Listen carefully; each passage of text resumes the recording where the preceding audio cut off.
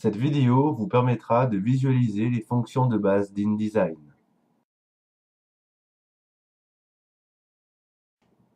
Avant de créer votre mise en page, vous devez préparer vos différents éléments avant l'importation dans InDesign. Par exemple, les images. Chaque image possède un espace colorimétrique qui lui est propre.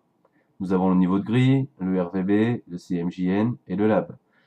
Certains espaces colorimétriques sont destinés pour le web, tandis que d'autres sont destinés à l'impression. Il faut toujours séparer les images à destination du web des images à destination de l'impression, de même que les différents formats d'images. Dans InDesign, nous pouvons importer beaucoup de types de fichiers d'images. Certains seront destinés au web, tandis que d'autres seront destinés à l'impression. Généralement, nous avons le JPEG, le PNG, le GIF, ou le PS et le TIFF. Je prépare mes différents éléments avant la création de la mise en page, mais il faut aussi que je les prépare pour la sortie. Et là aussi, il est question de destination. Est-ce que je souhaite imprimer mon document moi-même? Est-ce que je souhaite l'envoyer sur Internet? Ou est-ce que je souhaite le livrer à un imprimeur? Dans l'interface d'InDesign, vous avez plusieurs types de fenêtres. Sur la gauche, vous avez la palette outils. Dans la partie supérieure, vous avez le panneau de contrôle qui permet d'afficher les différentes options d'un outil sélectionné. Et dans la partie de droite, vous avez plusieurs types de palettes qui correspondent aux différents paramètres de votre document. Par exemple, vous pouvez venir gérer le texte, gérer les couleurs ou gérer vos pages. L'interface d'InDesign est entièrement personnalisable. Cela veut dire que vous pouvez masquer une palette, en afficher une autre, pour gagner en espace, mais également pour créer l'interface qui vous convient lorsque vous venez, par exemple, gérer le texte. Dans InDesign, vous pouvez utiliser des outils de dessin prédéfinis pour créer des formes primitives simples, telles que des rectangles arrondis, des ellipses, des polygones ou des étoiles. Ce sont des blocs de dessin. Vous pouvez les remplir avec une couleur unie, avec un dégradé. Vous pouvez leur ajouter un contour en modifiant son épaisseur et sa couleur, voire aller encore plus loin en créant des pointillés.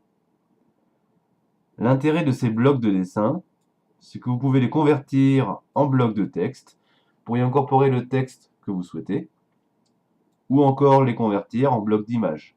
L'image va s'incorporer et prendre en compte la forme du bloc. Par exemple ici, l'assiette est ronde, vous pouvez très bien la placer sur un bloc d'image elliptique.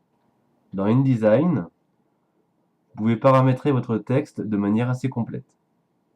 Vous pouvez créer une saisie de texte ou importer le texte venant d'un fichier Word par exemple.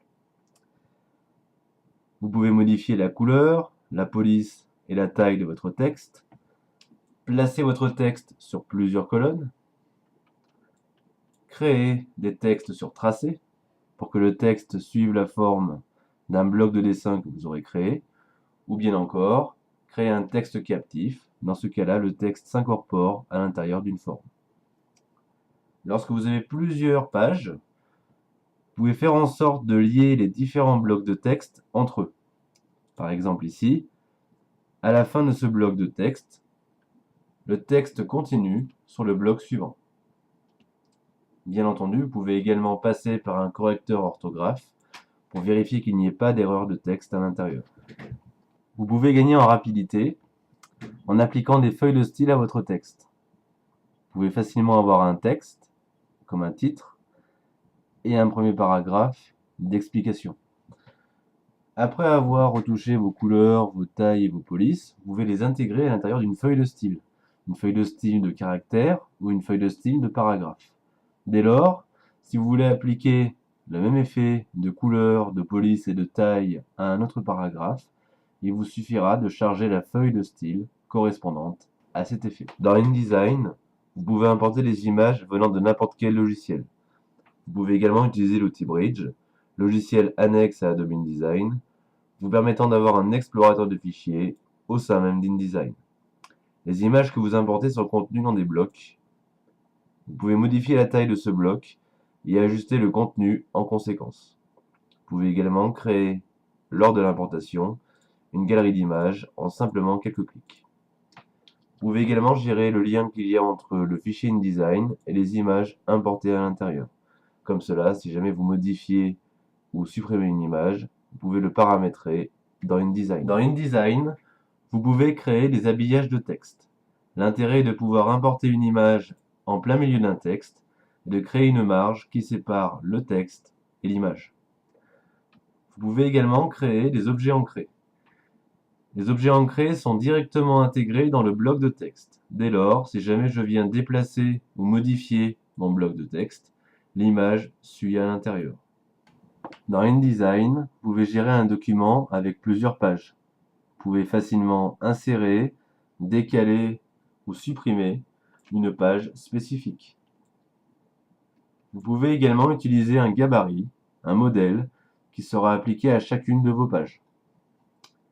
Et heureusement, vous pouvez également créer une numérotation automatique de vos pages. Après avoir créé votre mise en page dans InDesign, vous pouvez vous occuper de la sortie. Vous avez plusieurs possibilités pour sortir votre document d'InDesign. Vous pouvez bien entendu l'imprimer vous-même, mais vous pouvez également l'exporter sous forme d'image bitmap. Vous pouvez créer un assemblage, un dossier dans lequel est générée votre mise en page, mais également les différentes polices et les différentes images utilisées à l'intérieur.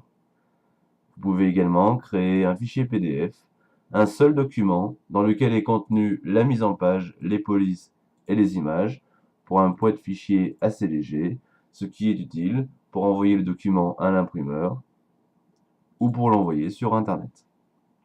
Vous voulez bénéficier d'une formation InDesign appliquée à votre projet, sans vous déplacer et selon vos disponibilités, retrouvez-moi sur www.octave.com pour une visio-formation individuelle ou en classe virtuelle. Je suis infographiste et formateur PAO.